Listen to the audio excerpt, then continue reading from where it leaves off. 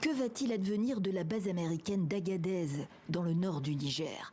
Plus d'1 millier de soldats y étaient stationnés en fin d'année dernière. Des exercices conjoints menés avec les forces nigériennes il y a 6 ans, dans le cadre de la lutte anti-djihadiste dans cette vaste zone proche de la Libye, de l'Algérie et du Mali. Or, la coopération militaire en place depuis 2012 vient d'être rompue unilatéralement par la junte nigérienne, avec effet immédiat, précise le porte-parole du régime.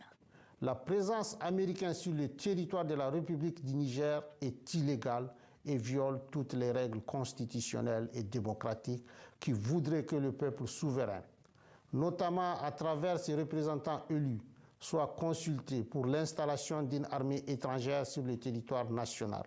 Militaires et civils américains déclarés en substance persona non grata au Niger, quelques jours après la visite d'une délégation américaine qui a suscité la colère de la junte dans un contexte bilatéral de froid diplomatique depuis le coup d'État.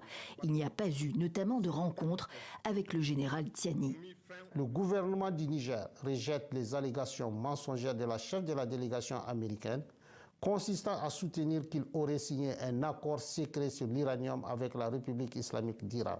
Quant à la Fédération de Russie, il s'agit d'un partenaire avec lequel le Niger traite d'État à État.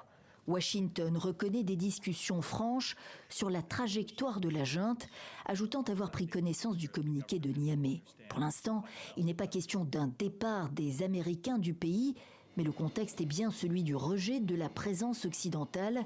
En décembre dernier, les forces françaises quittaient Niamey.